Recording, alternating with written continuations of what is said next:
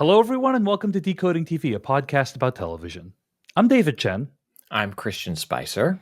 On today's episode of the podcast, we're going to be discussing Season 1, Episode 5 of The Last of Us on HBO, entitled Endure and Survive. You can find more episodes of this podcast at podcast.decodingtv.com. Email us at decodingtv@gmail.com and find us on TikTok, Twitter, YouTube, Instagram at decodingtv. Now, Christian, I do want to point out, hey, if you are a paid subscriber at decodingtv.com, you're hearing this episode pretty early because they decided to debut the Last of Us episode a couple days early because they didn't want it going up against the Super Bowl. Even, Joel and Ellie can face a lot of things. They can face, bloated, infected, and like paramilitary organizations, but they can't face off against the biggest football game in the country. Unless you're watching it on linear cable HBO TV, then you got to choose. You got to choose. Indeed. It's after. Yes, I mean the Super Bowl zaps in the U.S. zaps so much out of so many people that I think. Oh gosh, I'm going to go out on a limb. I think I actually read that even like it used to be a great spot in television would be the thing that follows the Super Bowl is where the network would put like its big show. And I think over the years that number has gone down. Like it still does pretty well, but the retained week to week has dropped because people are just so bloated themselves that they're like, they don't change the channel, but then the next week they're not like, let's watch that TV show that we watched last week again. It's wild.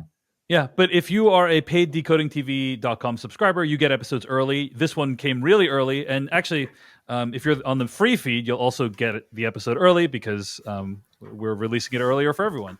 But paid members get it ultra early. They also get bonus episodes that Christian and I are recording comparing the video game to the show. It's been a lot of fun to do those. A lot of great engagement over at decodingtv.com. I also want to say, of course, on this podcast, we do not spoil anything from future week's episodes. That includes anything on the Next Time on Preview. That includes anything we know from the video games. We really work hard at this. We don't always succeed 100% of the time in terms of not spoiling. But I think like 99.99% of the time, we are pretty successful. So if you are just watching the show and you want to enjoy it as a show, you're in safe hands. Let's get to some follow-ups from last week, Christian. A lot of emails from last week. I got a lot of emails about the topic of the music that closed out episode 3 of the podcast. Now, we are talking about episode 5 right now on today's episode. But last week, we talked about responses to episode 3, and somebody wrote in an email to decodingtv@gmail.com saying, hey, really loved the music that Gustavo Santaolalla and so on, people wrote for the ending of episode 3, featuring Bill and Frank.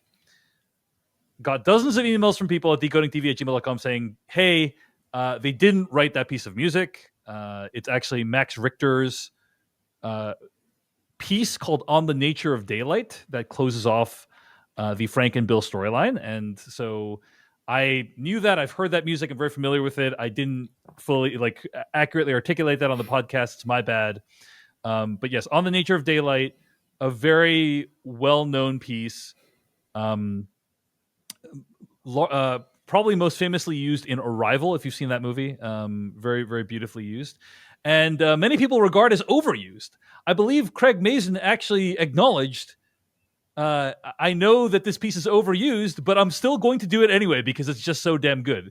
So I believe he said something along those lines with regards to why he decided to use Max Richter's On the Nature of Daylight for the end of episode 3 of The Last of Us. But thank you for everyone pointing that out. Christian, are you familiar with that piece? Does that piece sound familiar when you heard it?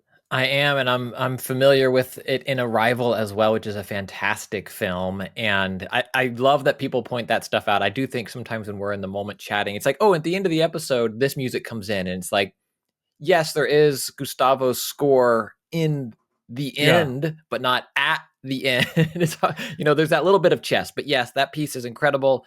And I think it's probably overused for some folks, for sure, that are consuming a lot of the types of media that would include that piece of music, if that makes sense. Yeah. But I also think with the numbers that The Last of Us is getting on HBO, which continue to just skyrocket up, week to week, that hasn't stopped, I think it might have been a lot of people's first exposure to that piece, and it was perfect. Yeah, it was You very well know? done. It was very well done. Yes, agreed, Christian. It's very frustrating to kind of know the facts of what is going on, but I think it was actually a listener email that a lot of people were responding to. But yeah, we know the facts. We know that there was a Max Richter piece. Sometimes we don't clearly articulate it. It's our bad. I take full responsibility. But thank you for all the corrections, and do check out Max Richter's music.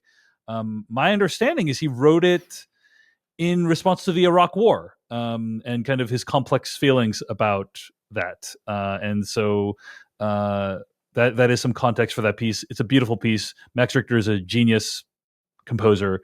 Check out his work. And sometimes we don't know the facts too. Oh yeah, I mean, arguably most of the time, but we try. Yeah. All right, here's a question for you, Christian. We might need to come back to this question as the episode goes on. But Paul writes the following question. Paul writes to decodingtv@gmail.com. I've enjoyed listening to your Last of Us podcast and wanted to know if you've thought about some of the logical and historical precedent errors in the show's plot. As an engineer, it hit me hard in the recent episode 4. It just doesn't make sense after 20 years that large groups of people would still be staying in cities. The infrastructure, food sources, both animal and plant-based, fuel, etc., would dwindle and people would be forced to go rural. Historically, that's what happens when civilizations fall. Cities get abandoned. Here, so far, both Boston and Kansas City are going strong. Add to it, Joel mentioned the infected tend to stay in the cities. Why would you stay where they are concentrated? And ignore whatever is trying to break through the basement floor in episode 4. Please.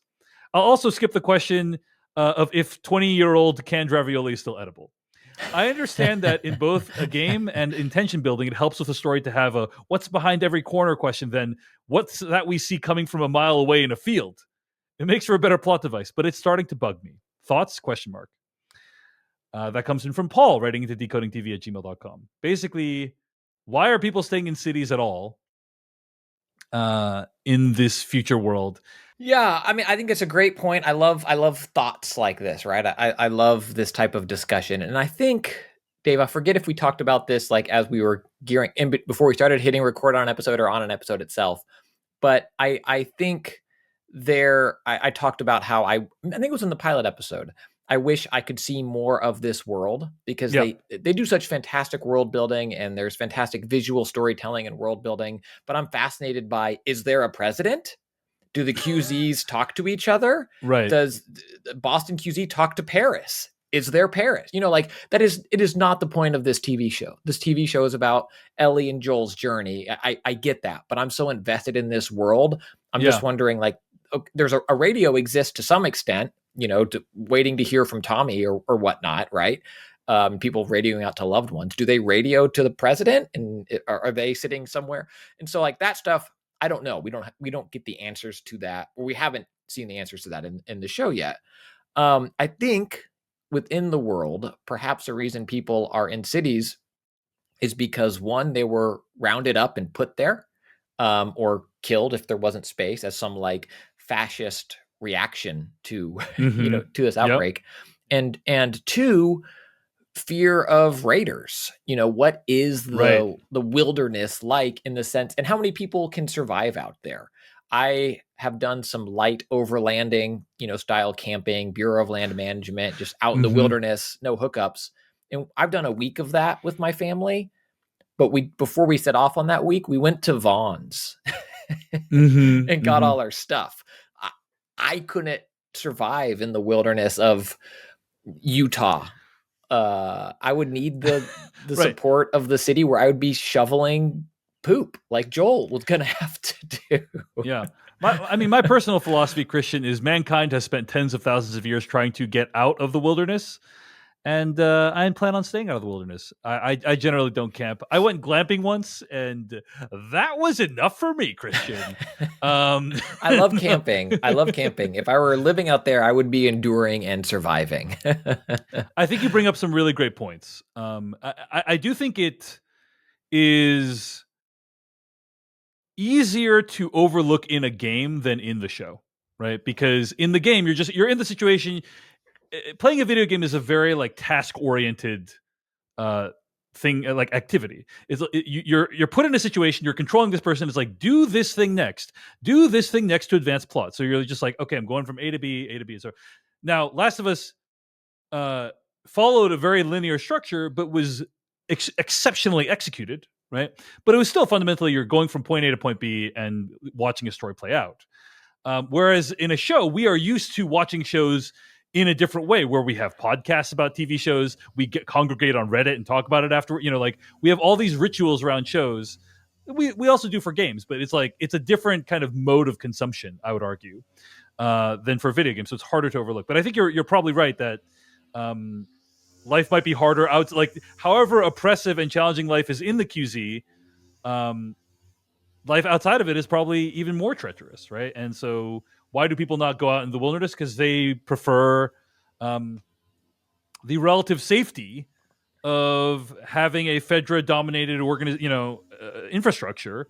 And there are people who have escaped the Fedra structure, and we saw a little bit of that in episode 3, right? And you'd have to guess there are some settlements outside of the QZs. I'm just assuming because we saw the Raiders, in episode 3, we've heard about Raiders, and we saw the raiding party happen in episode 3. And I would have to assume that they have a somewhere to go. Like they raid supplies from somewhere and they take it. Maybe they're always on the move. But, there are supposed large groups of bad people out there. So I would assume they have, bad person outpost set up somewhere also. It's actually my favorite place to go in Wyoming. Bad person outpost. BPO is what we call it. Yeah. BPO is what people in the know, they call it. It's one of my favorite places to visit. I love you do have to check your weapons at the door. That's unfortunate, but I do think also that the show has, like, I don't remember it being in the video game that infected don't survive out in the rural wilderness. Am I recalling correctly that that's a show invention? I don't want to touch that question right now because there are differences between the show and the games, and we've talked about some of them on the bonus episodes, and let's leave that for that later discussion if we may. But point being, I think like. Anyway, we have brought up some possible explanations for why things play out in the show the way they do, but I also understand if people don't find all that stuff sufficiently explanatory. So anyway, thanks for all of your emails at decodingtv@gmail.com. Keep them coming in. It's really great to be engaging with the audience this way. And of course, a huge thanks to all the paid members at decodingtv.com for making this podcast possible. Christian, let's talk briefly about our overall thoughts on episode 5, Endure and Survive. What did you think of this episode? Overall, I still really enjoyed this episode. I still think that this is, up there with some of the finest hour-long TV on TV. It's very good television. Episode 3 was some of the very best television. It's like, I love baseball. And so unless Aaron Judge, New York Yankees slugger, hits even more home runs next year, where last year he set the American League record for most home runs ever hit in a season. So if he only hits 45, you're like, that was a bad year. And it's like, no, still better than almost anyone who's ever played the game. Yeah. And that's how I feel about episode 5. There is stuff in this episode that made me ugly cry, even being familiar with the story. The end of this episode hit harder than I was expecting it to hit. It hit me like a truck with "run" spray painted on the front of it. And then there were moments of the Kathleen storyline that I found we were told more than shown. Yes. And I still really love that character. I really love Perry. I think Perry ate up scenes, which is played by Jeffrey Pierce, who plays Tommy in the video Perry is game. kind of like her assistant, right? Yeah, he's the lead agent. Like, her number one dude, her number one guy, right? We learned his name in this episode. I thought he chewed up scenes with, like, he was dutiful, but also like there seemed to be more in his eyes. Like, and I feel like they spent time on him. Like he was getting one shots when you didn't have dialogue and he was saying a lot. I loved him, but I feel like that part of the story didn't satisfy me the way the other half of the story did in this episode. I am in almost complete 100% agreement with you here. This was a solid episode of television. I would say 7 or 8 out of 10 in terms of how enjoyable it was. And in particular, the final set piece was really, really well done. Like, so good. Really good stuff. Terrifying stuff. Looked like there was a lot of practical effects too. Yeah. And one of the delights of the show, as somebody who's played the video game, is you get to see video game sequences reimagined in filmic form. And a lot of the times it's like, oh, that's pretty thrilling. Last episode, there was the truck standoff. This episode, there's the Joel sniping. A very similar sequence plays out in the video games. And it's thrilling here too, in my opinion. They change a lot of the details, but it's like really, really thrilling.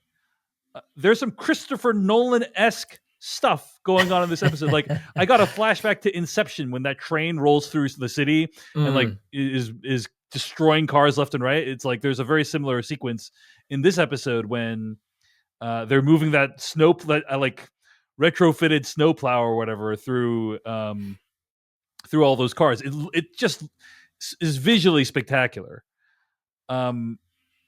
We'll talk a little bit more about the Kathleen storyline when we get to it in the point by point recap. But the show has veered off from the video game in my opinion, pretty strategic ways in the past. It's taking some chances, right? Mhm. And even in this episode, is taking some chances. And I think by and large, these have been successful decisions. I'll just throw out a couple of quick examples. Obviously, the whole Bill and Frank thing in episode 3, but even like smaller things, all the stuff with Joel and Tess that we've talked about, like there's like very minute differences between the video game and the story. Like Joel knowing the guard in episode 1, which he didn't. There was no guard character in the video game, right? So like the show has kind of like veered off in these different directions to like explore this world a little bit more in ways that I largely think are interesting and good. But to me, the Kathleen storyline is its first real misstep. It was not a storyline that I think was particularly well done. They really set up for themselves like a lot of challenges in this storyline. One big one being that you never meet this critical character of Michael that's like so important to the story, and also Kathleen's only she's only kind of in 2 episodes. You know, she was in a little bit of last episode, and then she's in a lot of this episode, and that's it. That's all we get of Kathleen. You know. Well, to be fair, I mean, yeah, we're talking about this episode, so you've already watched the episode. Yes, she dies in this episode, but we don't know if we learn more about her later. Like, we've seen more Tess after Tess's death. That's true. That's true. I can't imagine the story that like learning more about Kathleen will tell. But for all I know, episodes, like, why would we be brought back to that storyline? Right? Yeah. Unless Michael is Tommy by another name, or or something like that. Yeah. I could see something where they have this actor who I think a lot of people connected with. I know we got some comments about her portrayal in episode 4, and people being like, "Oh yeah, I recognize that character," as soon as she was on screen. Yeah. So there's a chance, but yes, in the linear timeline, yes, Kathleen. At this moment, I am disappointed in how the Kathleen storyline played out. And that's a shame because I think Melody Linsky is a national treasure. She's one of our best actors. But I did not think that this was well executed. And we can talk a little bit more about why in the minutes to come. But before we get to the minutes to come, Christian, I want to talk about our sponsor, Nissan. This episode of Decoding TV is brought to you by Nissan. As a pioneer in the electric vehicle space, Nissan is always looking for ways to deliver new, meaningful technologies to EV owners. After all, Nissan's been making EVs since 1947, and their EVs have now traveled 8 billion miles by Nissan Leaf owners since 2010. 8 billion miles, which is the equivalent of driving to Pluto and back.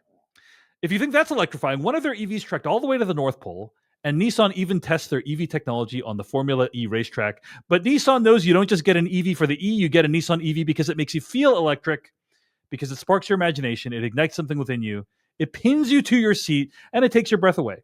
At least that's what Nissan thinks about when designing their EVs like the Nissan Ariya and the Nissan Leaf. It's about creating a thrilling design that electrifies its customers.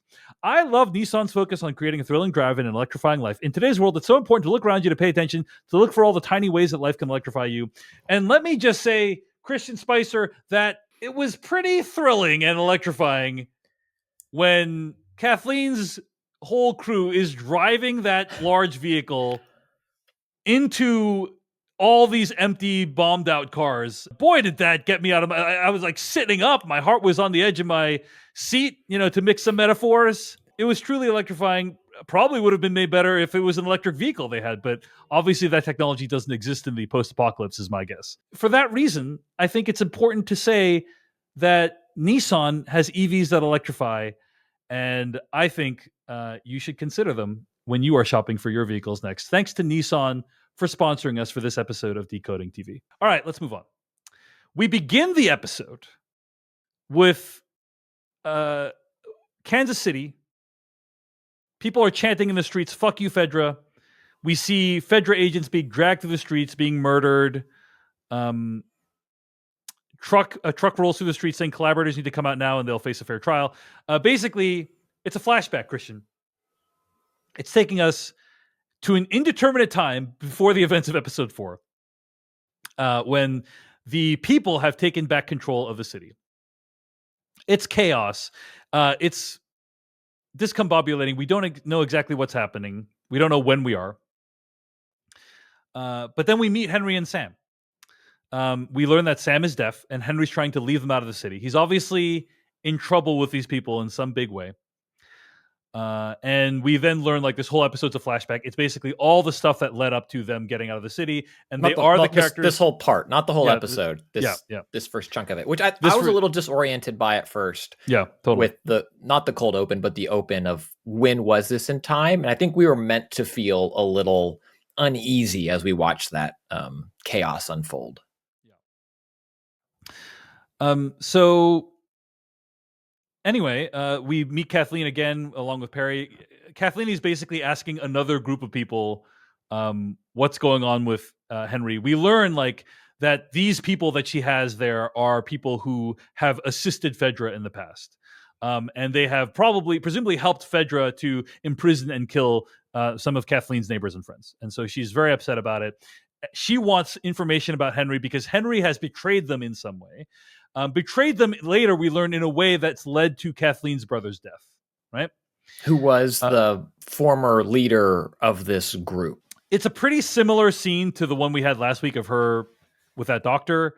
But this time she is even more cold-blooded because she says, hey, cooperate and you'll get a fair trial. And then she later says, just kill them and burn the bodies. This is Kathleen at her most cold-blooded that we ever see in the whole show. Is just kill all these fairly normal, not necessarily innocent, but certainly people who are everyday people just trying to survive, right? Just kill them all.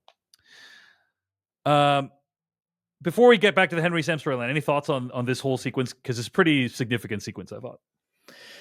Yeah, I mean, it's Kathleen being more ruthless than we had seen her yet, but it also happened before the other scenes where we saw her potentially being less ruthless.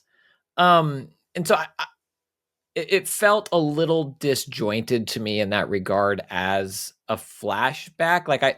I was almost expecting her character then to, get the taste, the bloodlust, and she would just escalate and become even more ruthless. And so if I were to watch them in linear order, seeing that scene and then seeing the scene in episode 4 where she's interrogating Dr. Edelstein, that almost didn't feel heightened enough to me to have come out of what I know now. She was hunting for Henry. She knows that the Edelstein has information. She really needs this information because Henry's her number one priority. I feel like she already would have been at 11 coming in on that.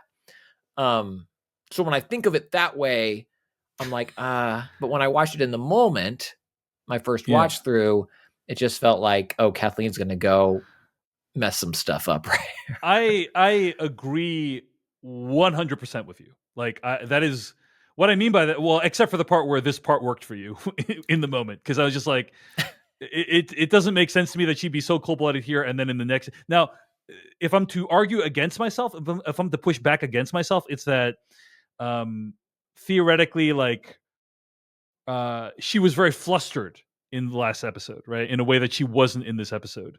She was dealing with this underground thing that was emerging from the from the basement, and also her people died, and she was flustered, and maybe she wasn't used to like losing a lot of her own people, or that was a new leadership situation she was unfamiliar with, and maybe that's why she behaved differently than she did in this episode. That is a possible explanation. I don't think it works personally. Like the whole Kathleen thing doesn't. The way the storyline plays out this episode doesn't really work for me for reasons we can get into. But but if I'm to push back against myself, I'm preempting the emails. I would say, hey, different circumstances. Episode 4, Christian. And that's why she acted differently. So playing devil's advocate. So anyway. Henry and Sam, they go into a building. They meet up with Dr. Edelstein, the guy we saw her kill in episode 4. He sets them up in a secret attic, and Henry suggests they sneak out of the city via tunnels. Edelstein replies in a way suggesting he thinks the tunnels are dangerous. And, we don't know exactly why, but like there's many reasons why they could be dangerous, as evidenced by stuff we saw in last episode and this episode. So there's a time jump. Henry and Sam are still in the attic. It's 10 days later. We see them like make all the superhero art that we saw in the space, and then also like paint. I think Sam's the young one, right? Paint Sam's face red, just like the superheroes. They're out of food. Edelstein's gone. He's not coming back. Seemingly, they got to get out of there. They got to form a plan.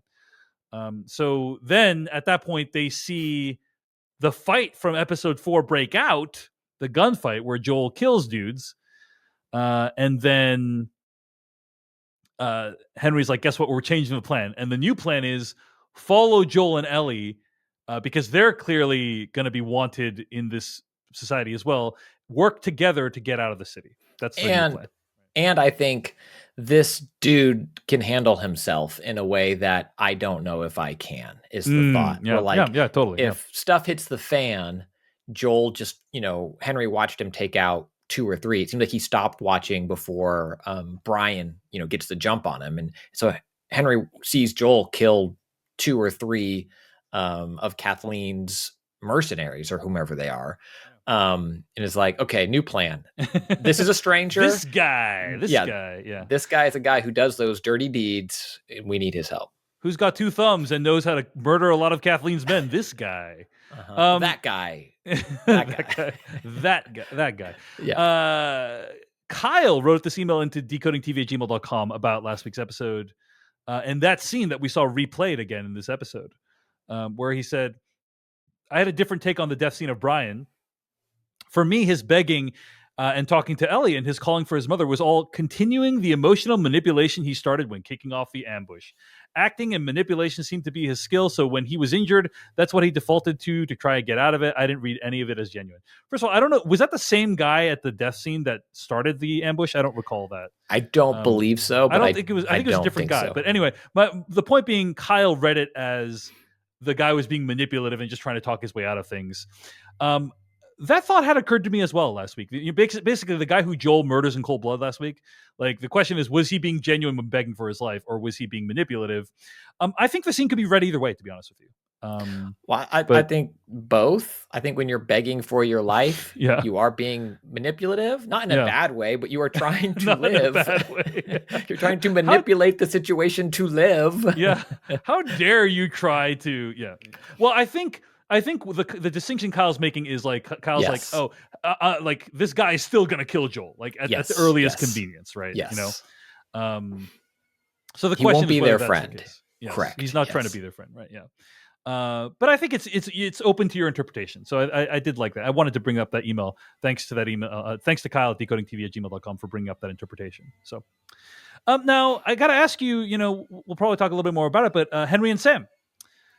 These are big characters in the video game, very, very prominent in the story. This is our first time meeting them. There is a big change. Sam is not deaf in the video games, but this is the first time we see of them. They interact throughout the course of the episode. I think these are great characters. Like the performances feel very authentic. I feel like they actually have like a long-standing relationship. I feel their camaraderie, the love they have for each other. the whole Henry and Sam thing really worked for me this episode. What do you think, Christian?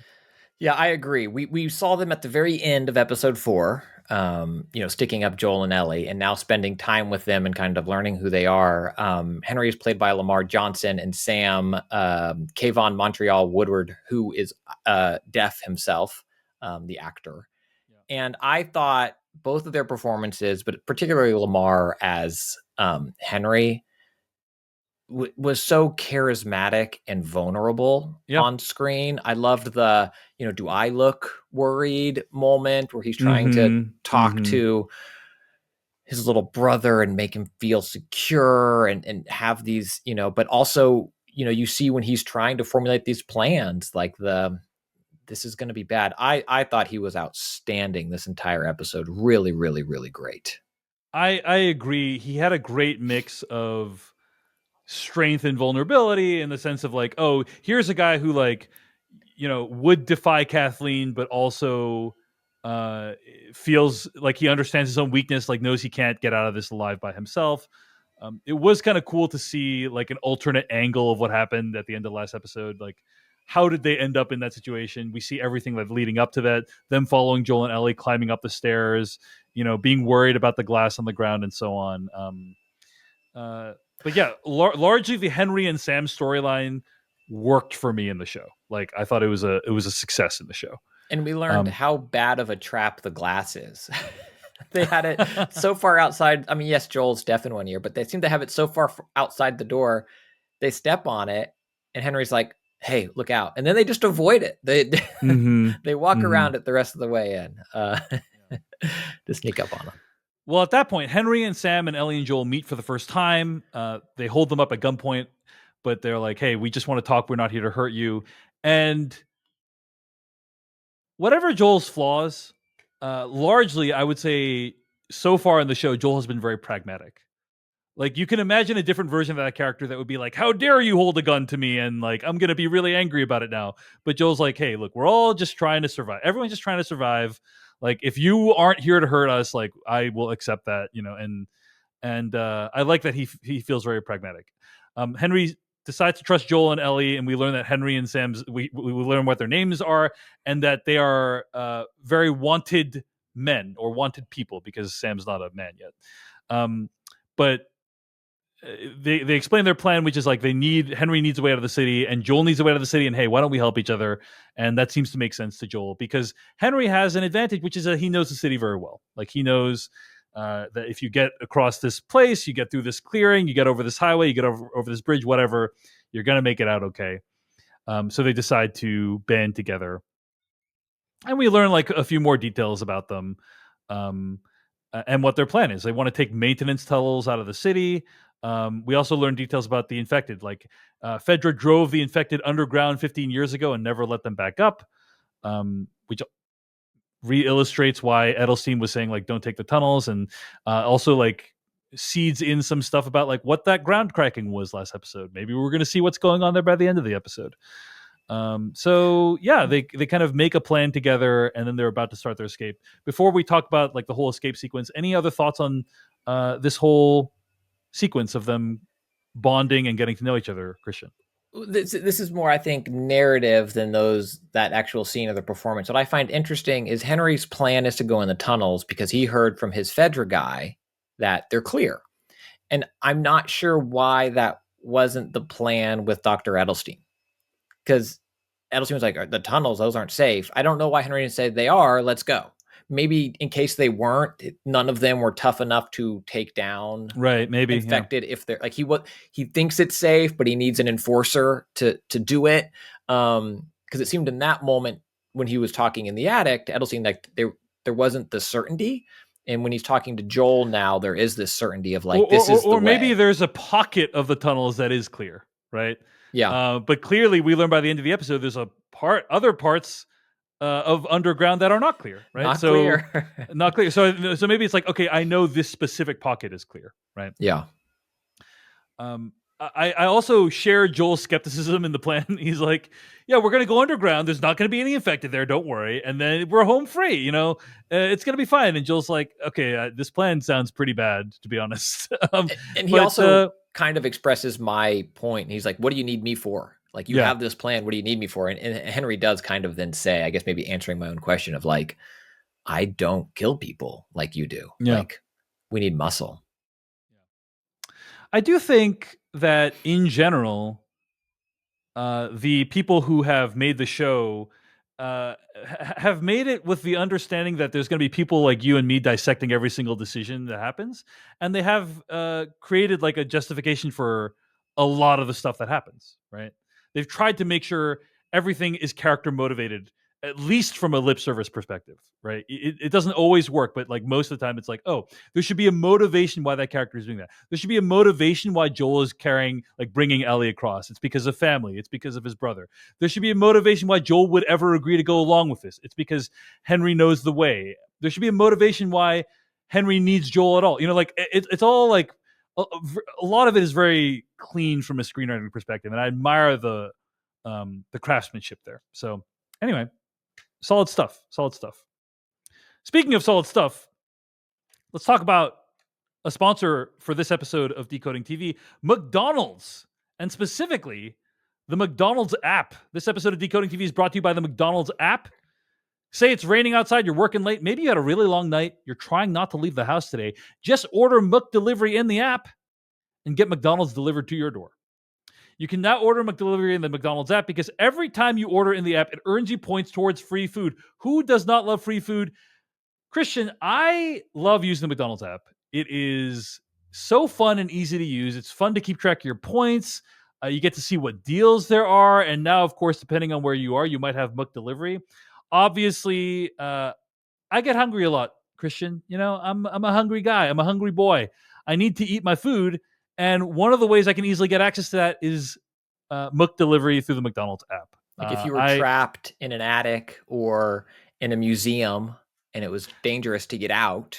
The characters in the show wish they had McDelivery through the McDonald's app, because if they did, I dare say Henry and Sam might still be safe in that attic today if they had McDelivery in the app. I'm just going to put that out there. So, it's quick and easy. You get delicious food, and it's just a pleasure to use. There's always a reason to order in the app. So, I do want to say that you can download the McDonald's app today. App participating McDonald's, McDelivery, download and registration required. Delivery prices might be higher than at restaurants. Delivery and other fees may apply.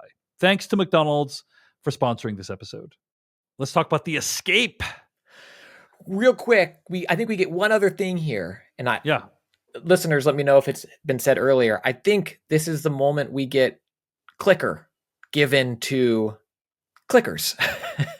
in the game, the name for the face busted open infected, the bat-like ones that Ellie describes them earlier are referred to as clickers. We've talked about it on the show with that term. And I really like how this show keeps pulling those references from the game, but not doing it in the wink, point at the camera, like we talked about on Filmcast episode for the Uncharted movie, where like, there's the character who voices the guy from the game, and it's very much like a look at me moment. Here in the show with the in-game costumes, when they changed into those outfits, felt earned and legitimate. And here in this moment, it's said in a way that doesn't bring attention to it as a wink, but also is nice for fans of the franchise to hear as they go off on this journey. I love stuff like that. It's cool. I was actually stunned that this is the first time clickers was mentioned, because I think it is, but I could be wrong. You might be right about that, because we have talked about them as clickers in the past, I think. But I don't know if it was in the show. I feel like Ellie might have said clickers at some point earlier in the show, but whatever the case, I would agree with you that the way the show has been seeding this stuff in feels largely pretty organic. So very little like... It's Joel's jacket from the video game. Dun dun dun. Even I hate stuff like that in TV shows. Like, I don't like that at all. So I'm glad the show largely eschews that, in my opinion. So Even this happens later in the episode, but even the episode title "Endure and Survive" is a tagline from the game, and hmm the way this show brings it up, but then also makes light of it, as the community has over the years. It brings it up organically in the show, in a world in a way that makes sense for the characters to hear it, and then allows hmm them to react to it later in a way that makes sense for a way for them to react to it, versus in so many other styles of shows you'd hear them say "endure and survive," that's stupid, wink, and just like unearned. And here the hmm whole conversation around that tagline again feels earned. Like you said, it's there's a mastery of the craft, I think, in terms of just general storytelling, but also adaptation, that I think is 10 out of 10 level so far throughout this show. Well, they go into the tunnels and they find a makeshift preschool, but no one's there now. They see on the walls like these figures. Danny and Ish are protectors. They look like children's drawing of cops, maybe Fedra. They find a comic book called Savage Starlight, and Ellie reacts saying how much she loves them. Um, but yeah, they basically find this whole society that has existed underground, which is pretty cool. Kind of a hint at like how things might play out in the future if people are forced underground, right? So at that point, Henry says he lied about not killing someone before, and tells a story about um, a great man who you could follow anywhere. But then Sam got sick, and had got leukemia, and there was a drug that worked, and Fedra had it. But if he wanted the drug, he'd have to give them something big. That one great man. So presumably, the story is that Henry betrayed Michael, aka Kathleen, aka Melanie Linsky's brother, to get this leukemia drug for his brother. For his brother Sam. Am I reading that correctly, right, Christian? That is how I read it as well. Yes, yes. He was maybe even on in the resistance. The way he talked about it, he had access to Michael. It seemed like that was more direct than just being a dude who knew where a dude was. It Yeah. seemed like it was good intel that was needed to get this medicine to save his younger brother. Yeah. Um what do we think of this, Christian? I mean, this is all show invention, right? It's not in the video games. To me, this whole thing just requires like so many leaps of logic, like that. First of all, that Fedra would have leukemia drugs. It's like, okay, I barely even can wrap my head around that. And then it's like, okay, somehow by betraying Michael, you can get the drug, but then they're going to let you go somehow, or he's going to figure out a way to escape. And then Kathleen's going to not understand this decision that Henry has made and be really pissed about it and go after. It's just like, um, it just felt like, to me, a little bit too much stuff to have play out off screen for me Mm. personally. For me to be really like emotionally invested in this, I think the showrunners were trying to find ways to like give the Henry and Sam storyline more emotional stakes, right? Because in the video game, they're literally just random people you meet on your trip. Whereas in the show, it's like, oh yes, it's all part of this big society that's been forming in Kansas City. And I just think, for me personally, they overextended with this storyline. That's me personally. What do you think, Christian? Did it all work for you?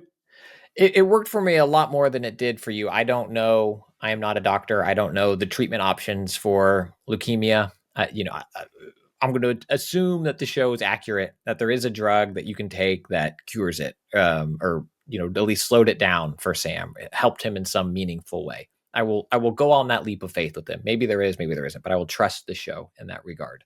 And by the way, I'm not saying there isn't. I'm just Right? saying, Yeah, like, yeah, yeah. No, 17 years after the apocalypse, or 14 years after the apocalypse, if that would still be like produced, right? Of all the things they're producing, are leukemia drugs like one of their big like, we live in a very resource scarce environment in this future, right? Like, so are they really still making leukemia drugs in the future? Anyway, these right. are the things. These are the things I don't want to be thinking about. Like, I don't. I want to be like immersed in the show. Do you know what I mean? But anyway, go Yeah. ahead. Go ahead. I'm But interrupting.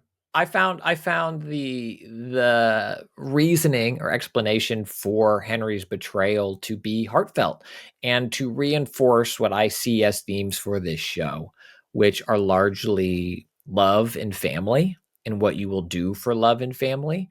Back to episode 4, where Joel is telling Ellie, uh, Firefly's a bunch of idiots. What are you doing this for family? I'm not family, but Tess was close enough. Yeah. So I'm going to do this for that. And, what we saw with Bill and Frank and love and family and what you hold on to and the letter left for Joel. And now, again, this idea of you would do it all for family. And when Henry's sitting here saying, am I a bad guy? Because I did bad guy stuff. Um, maybe, but it's versions of what is it? The trolley experiment, right? Where it's like, I believe I have that. What it's the idea of like, would you push one person in front of a trolley to save 100, or what if you don't have to push them? Would you just not say anything? Right. What level would you go to sacrifice some to save many? And I think this is kind of hitting on those ideas of he knew what he was doing. Henry was going to get a lot of people killed, but it was saving his brother. So that makes it worth it. And I think whether or not that makes it worth it to you and I don't know. But I think that definitely makes it worth it for Joel. I think that really hit home for him and allowed them to connect in a way.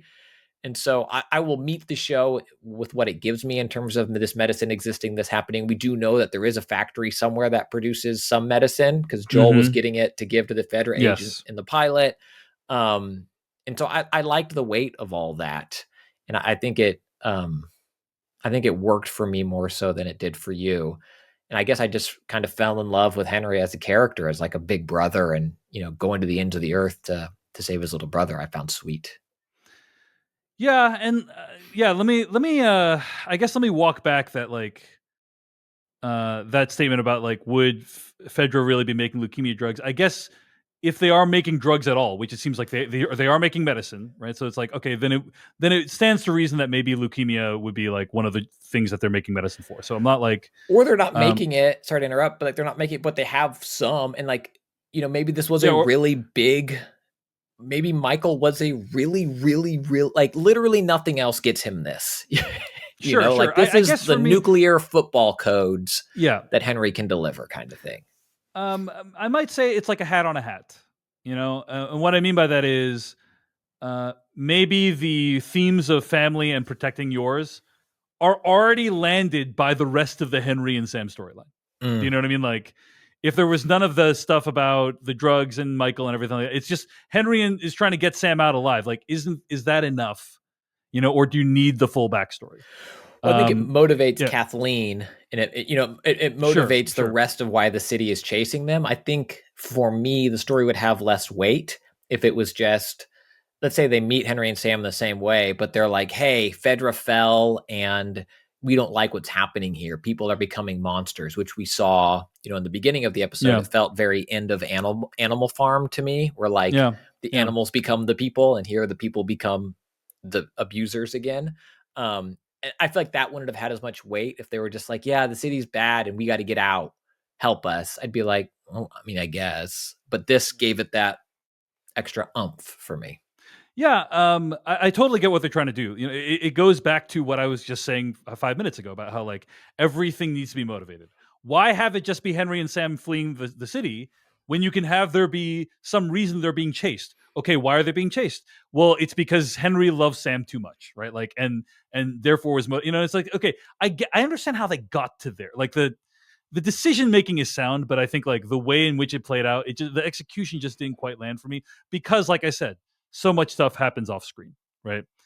I'm just a big sucker looking to cry during this show, Dave. I need an outlet. That's fair. That's fair. Anytime they give me an outlet to cry, I'm like, this show's so good. Oh my God.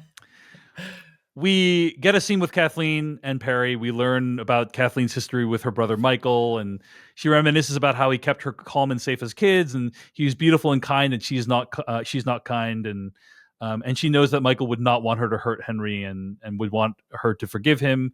But Perry's like, "Hey, Kathleen, you're the person we're following. We're with you, basically." Now, I made some comments about Melanie Linsky's depiction as Kathleen during last week's episode of the podcast. I got some support and pushback for those comments in the emails. And I will just say two things about it. And then I hope to not talk about it again on this specific episode. I think that it's become clear through public statements from Melanie Linsky and other people writing about it and sharing their thoughts about it, that the clear intention with Kathleen was to depict a version of this kind of leader in a way that was atypical than what we're usually seeing, right? What we're usually used to seeing is like a Marlene type or a Linda Hamilton, Sarah Connor type, right? As like this kind of leader, like basically emulating a lot of traditionally masculine characteristics, to be in charge of a, organization of this kind. And it seems clear from everything that's happened in the show and what people have said that like they were the creators of the show and Melanie Linsky were like, what if we could depict a version of this character that wasn't like any of that, and people just respected her because she was smart and knew how to get shit done. I, David Chen, am fully in support of that mission. Like I'm like, yes, that is an interesting task you have set before you, and fully support a diversity of depictions of leaders, female or not, traditionally feminine or not. Like I'm open to any of those kinds of depictions. Where this depiction fell down for me is what Christian was alluding to earlier, was this idea of like telling and not showing. Oh, Kathleen, you put all this together. You made all this happen. And it's like, how? What are the things we have seen in Kathleen other than a ruthless willingness to murder large groups of people for seemingly minor offenses, that would have put her into power, right? I don't believe the show does a good job of telling that story. And you might disagree, and that's fine. But I do just want to distinguish between, am I against like any unconventional depiction of leadership at all? No, I'm not. I don't think. Versus like, how well do I think this particular one was executed?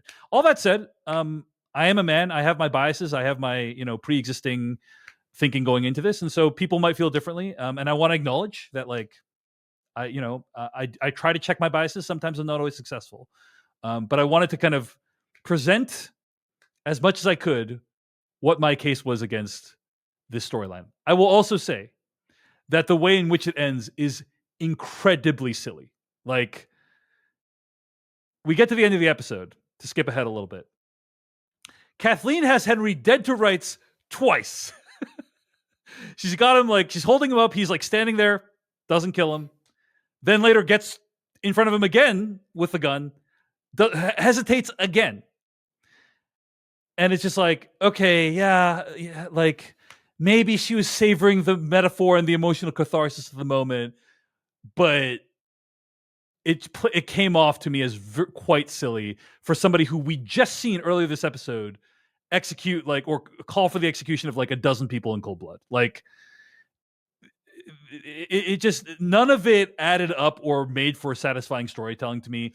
I thought that's why I think the Kathleen storyline is like this show's first really big misstep. Not at the fault of Melanie Linsky, who I think is an amazing actor. I just think the way the story was written and played out didn't work for me. Okay. Christian, you now may or may not respond to any of that. And if you choose to, let's move on. I'm completely fine with that. But hopefully that made sense. And let me know if anything I said was objectionable. There's a book I like, Winners Take All. And in it, it talks about, it's about like the billionaire philanthropist in many ways. But there's also a part where it's like these companies will do things like, we got to get outside thinkers in. We got to change up the system. So we're going to get this person who's not like us to give us this big presentation. Or they're going to be on the board of our company and we're going to do good things, big things. And then it through anecdotes and stories talks about how these people are then often in these board meetings, these atypical leaders, right? The non-cisgendered, straight, white, male, Fortune 500 company CEO.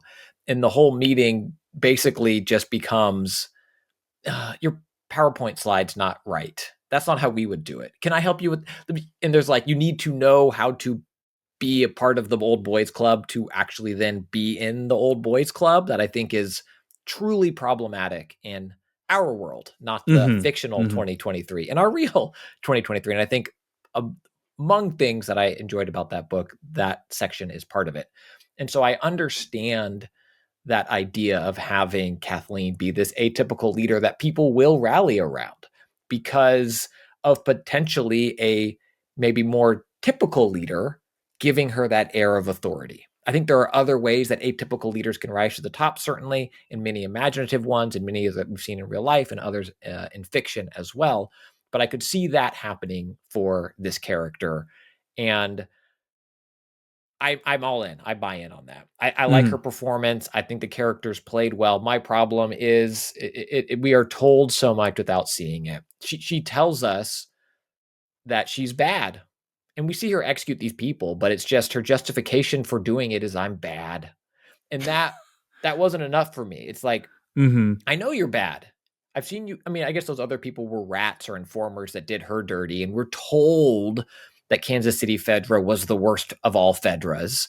Mm-hmm. We're told all these things, but all I've seen is her being a horrible person, and the people that liberated Fedra, as I alluded to or said earlier, becoming the Animal Farm moment of them becoming those horrible people also. And maybe that's one of the themes of the show is just idea of like what is humanity, Yeah. the gray area. So for me, where this storyline falls a little flat and misses a little bit, it's not as far off the target, I think, for me as it is for you. Right. It's just Right. in those moments of Kathleen looking down the barrel of the camera and being like, my motivation is this because of this. Now I'm going to Yeah. do my motivation. But the other side of that is Perry, whom I love. And I think his reaction to her, I guess, let me try to distill my thoughts. I would love a Bill and Frank, Perry and Kathleen episode. Like they've shown me this awesome Yeah, exactly. thing, and I want I that think again. that would have helped so much. I don't think the Kathleen storyline was inherently doomed in the way that I'm describing it, but I think there's just not enough there. Like again, Kathleen only shows up in the last like 20 minutes of last episode, I think, if I recall correctly, right? And then she's in a few scenes of this episode, and like from this, they want you to assemble the entire history of Kathleen's life, or like at least the last few years of her life. And to me, it's just not enough to square with the depiction that we see. That's me personally. A lot of people feel differently. I hope I have articulated my opinion in a way that feels open-minded to what the show is trying to give to me, and to us as a whole.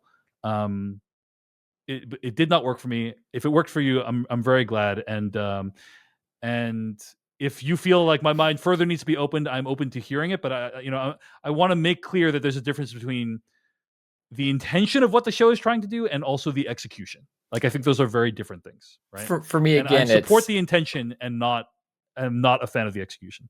Go ahead, Christian. it's like 67 home runs versus 72. It's like Mhm. I'm judging everything by episode 3 now. You've set the record. Indeed. All right. So the escape, right? They get out of the tunnels into this neighborhood. It appears they're home free. Oh my gosh, everything's great. I loved Henry in this moment too. Oh, so beautiful. Loved it. What did you love about it? Oh When yeah, he's yeah. like, told you, I Yeah. got the plan, and it worked. And Joel's still like cagey, and Ellie's like, that's how we like. Let's come with us on our trip. Oh, I loved this moment. It was awesome. Yeah. And anyway, they start getting sniped at from down the street. And so Joel sneaks into the house, takes out the sniper in a really amazing sequence. I thought, like, he goes in, it's terrifying, it's really well edited, well shot, and then um he tells the guy, like, it's an older man. You're like, hey, don't make me do it. And then of course the guy makes a move against him, and Joel is forced to kill him. Then Joel takes control of the sniper and needs to defend Ellie. Well, he hears the radio, right? He Right. learns what the sniper was doing. Yeah. It was basically holding them there as Kathleen and crew showed up. So then I love that moment of him yelling from the clock tower or from the building, the sniping location, for Ellie, Henry, and Sam to run, and it just not being loud enough or in time enough. Yeah, that was great sound design, great stuff. So anyway, Kathleen starts showing up with her men, and then drives this plow through the streets. as I mentioned earlier on the episode, it's incredible. It looks amazing. Like it looks like they actually did a lot of this. And then it crashes into this house because I think Joel like snipes right the driver, and then it crashes into this house, and then freaking. Well, actually, before the World War Z, there's the Kathleen and Henry confrontation, right? So Kathleen tries to draw Henry out. Henry gives himself up. He tells Ellie and Sam to run away, and but before Kathleen can stop with the villain monologuing and kill Henry, World War Z breaks out. The book or the movie? No, just kidding. Yeah, the movie. This is freaking. It's like zombie tornado all over again. It is nuts. I really liked it because I mean, there's a lot of CG, but I thought it overall looked very, very cool. It's well established from multiple points earlier in the episode. Like last episode, we saw the underground thing, and they said that a lot of the infected are underground, and so it all like made sense. It all like added up. Yeah. There's some amazing mini scenes where a clicker gets into the SUV with Ellie. And oh yeah, like terrifying. It's like a child contortionist, clicker, contortionist clicker goes like over the seat. Very like classic horror, things on the wall. Then it turns its head. Exorcist, 360. Terrifying stuff of nightmares. It's amazing. Joel's like trying to snipe out these clickers left and right. This is a very common video game trope where you have like one character who's sniping and trying to protect other characters. And it was really a thrill to see it in a TV show. It was obviously in Last of Us Part 1, but it's also in other video games like Max Payne 2. That was a big like section of that. If I recall, every Call of Duty, I think. Yeah, there's a lot of like these. This is a very common video game trope. And I was like, this is a really well executed version of that idea on the TV screen. So I really like that. But yeah, they finally get away. Kathleen confronts them again before she's overtaken by a clicker and presumably killed. Again, I thought that stuff was pretty silly. It reminded me of Syndrome saying, "There, you caught me monologuing again" in The Incredibles. Like, Kathleen, if you really hate him so much, just kill him. I guess she's torn because of Michael's thing, but it's like that doesn't feel quite as genuine given that we've seen her murder all these other people early in the episode. Like, it'd be one thing if she like didn't like killing or was torn on killing all the time, but like, I don't know. It didn't work for me at all. Christian, what'd you think of those last moments with Kathleen? Hearing you talk about it makes me question if it worked for me. But in the moment, I'm sorry. I don't mean to do that. In the moment, it did, and trying to like on the fly think of why. I think here's why. Kathleen did not think she was under any threat or duress the first time she caught Henry. Sure, definitely. And so, savor the moment, villain monologue or whatever, or string him up and bring him back to Kansas City and be like, "You gonna betray me? This is what's gonna," I don't think there was no urgency. I had that thought too. It's like maybe she's gonna bring him back. Like that. Yeah. I did have that thought. Yeah. So there was no urgency. I don't know if she was gonna kill him then and there. I don't think she was looking to just like, gotcha, boom, bang, done, move on. What a day. Let's go grab some beers, Perry. So I think that's why that one happened. Yes, that one I agree. I can accept that actually is not completely terrible, but then the second one, it's like, okay, by this point, this is your last chance, Kathleen. If you're gonna kill him, I think that one was quick enough where I think she was, and then she catches Ellie's eyes. I think it was Ellie's eyes dart to see the clicker, pouncing like a jaguar out of the back. So I just don't know if there was time. I think that's when I watched it in the moment. I think it was like flustered. Oh my God, I'm running out of here. Oh my gosh, I got you. Oh, I got what? What are you looking at? Dead. It happened quick enough for me that when I watched it real time, it didn't bump for me. All right. Well, thank you, listeners, for bearing through my complaints about this. I'm sure there's like a lot of people screaming at their car radios right now, being like, "It's not a problem, David Chen." Emails are pouring into your inbox the way clickers poured out of that hole under the building. Sometimes I get hung up on random things, and listeners love it, and they also extremely hate it. So I understand how it is. But yeah, I mean, as far as we know, that's the end of the Kathleen storyline, right? Like that's where it ends. And again, like I didn't know. I was when I got to the end of it, I was like, that's it. That's all we're gonna get of Kathleen. That was the whole thing. I was a little bit disappointed, but I think I've already made my points clear. So, but how awesome was Perry's death? Amazing, incredible. We also saw this thing that in the video game is called a bloater, right? I believe it's called. It's this like gigantic bloated kind of version of a clicker. Like, yeah, That Hulk. I mean, he unloads a clip into it, and it's not going down. And I love that. Ripped his head off, like a little, not the focus of the shot. I thought that was beautiful. I mean, grotesque, but I agree. I thought it was really, really well done, and the whole sequence is really well done. Um, and there's a lot of like differences between this sequence and the next sequence from the games. We'll talk about those in the bonus episode at decodingtv.com. Okay, so then the aftermath. They arrive at an old motel. Ellie and Sam read a comic while Joel and Henry chat. Uh, they talk about how things are easier when you're a kid. Henry wonders at Ellie's resilience. And Joel says, it's easier when you're a kid. You don't have anyone else relying on you. That's the hard part. Of course, Joel has a lot of experience with that at this point in his life. But they decide, hey, maybe we should team up. Maybe things are finally looking up for the old Joel and Ellie these days, because they got some new friends. Everything's going well. They made it out of the city alive against all odds. It's sleep time. Ellie and Sam keep reading the comic. Sam then asks Ellie if she's ever scared. Ellie says she's scared all the time of scorpions, but also of ending up alone. She asks what Sam's scared of, and Sam's wondering, hey, if you turn into a monster, are you still you inside? He doesn't know. And then he shows her he was bitten down by his ankle. Ellie then communicates to him, hey, like, I was bitten too, but I survived. Like, maybe my blood can help you. Now, I'm going to tell you, Christian, this whole sequence was like a show invention. It didn't happen where like Ellie in the game showed Sam her wound that she had healed from and have that communication.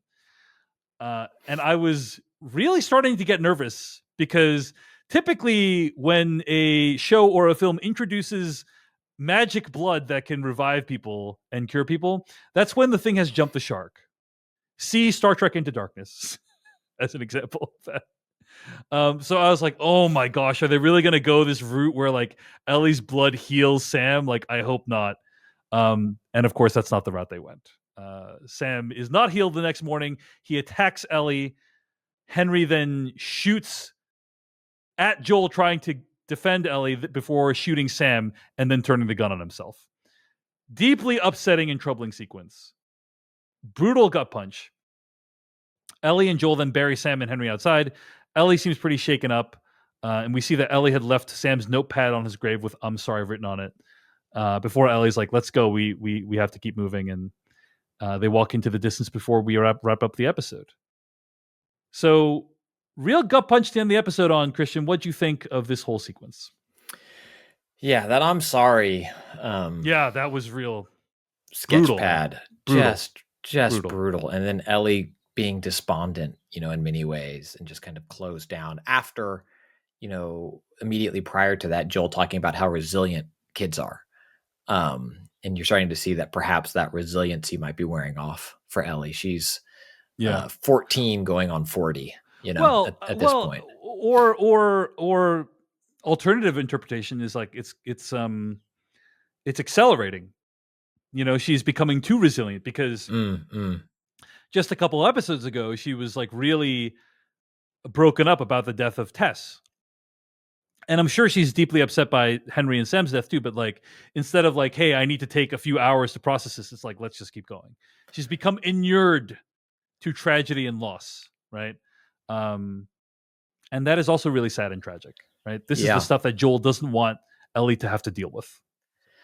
And then my only narrative thoughts on the scene are around the idea of the blood and whether or not she bought into it, because there was just a thought she has in the moment because Sam is so scared, because there was never a thought of to do that to Tess, or lamenting not trying it with Tess that we've seen yet.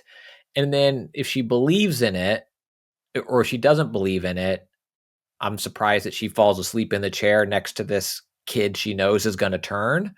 So I just wasn't exact. I think like the emotion of those moments, and on my initial watch, nothing really jumped out at me. It was on my second watch of those scenes where I started questioning, like, does she believe this? If so, then what? If not, then what? Well, it's time for Dave Chen to come swooping in with some defense of the logic of the show, right? Which is, Tess was bitten in her like neck area, right? Yeah. And Sam was bitten in his leg. and so Sam has like way more. Like Tess was going to change at any moment, Mm. and Sam had hours to change. It really makes me realize like how important that chart we saw in episode 1 was for like 3 seconds. It's like that really established the rules of the world. That basically the higher up you get bit, the quicker you turn. Yeah. But yeah, there maybe she's like, hey, Tess, she was a lost cause because we only had like minutes, but for Sam we had a whole overnight. So maybe there's a chance there. Yeah, my blood has time to do its work, or whatever that is. Yeah. So you swooped in like a superhero with red painted on your face there, Dave. I'm trying, man. I'm trying. So, but yeah, I mean, the ending of the episode was a real big gut punch. I thought the whole final set piece was like really well done overall. So there's a lot to like about this episode. I think they tried to give a backstory to Henry and Sam. They tried to give a backstory to Kathleen and have that be like an unconventional character. I don't think it succeeded. If you thought it succeeded, great. But overall, I still like the episode. I thought it was like a pretty solid episode. Certainly enjoyed it more than last episode. Not as good as episode 3, but like pretty solid. Any closing thoughts on season 1, episode 5 of The Last of Us, Christian? I think they have to be the dark mirror image of my closing thoughts, I believe, on our discussion of episode 4. I think in episode 4, I said, hey, they introduced characters and they didn't die. Well, guess what episode 5 did? It killed them all, Dave. We're back. We're back to characters being introduced that are now dead. Literally every single major character that was introduced in episode 4 died. Right? They're all dead. They're all dead. They're like at this point, if we had, I guess we have. I was going to say, well, let me stay the point before I correct myself on the point. At this point in the show, if we had seen Tommy on screen post outbreak, like post flash forward in 2023, I would know he's dead. You know what I mean? Be like he's doomed. We've seen him. He's dying. But because we only saw him, pre-outbreak day, he might be okay. But anyone else they show me, like if random Jerry walk-on one line extra walks across the screen, I'm like, Jerry, you're dead. Yeah. Maybe not this episode, but you're not ended well for you. Yeah, and to be clear, we don't know if we literally don't know if Tommy's alive in the world of the show or not. So it remains to be seen. Only because he hasn't been seen post outbreak. He was he'd be doomed. Exactly. Christian, until next week, where can people find more of your work on the internet?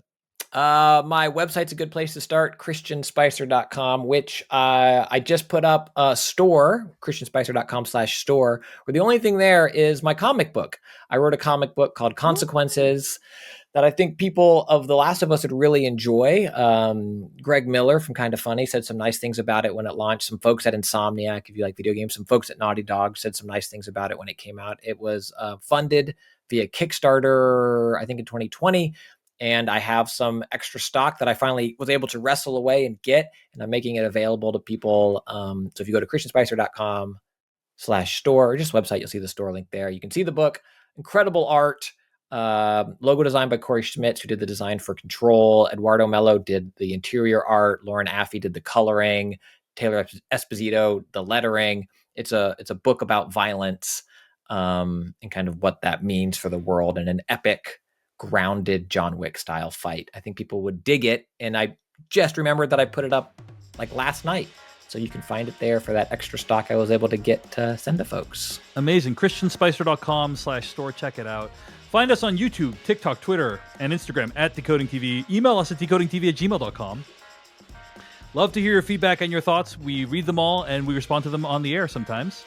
Thanks so much for everyone for listening. Thanks to all of our decodingtv.com paid members for making this podcast possible. We'll see you next week.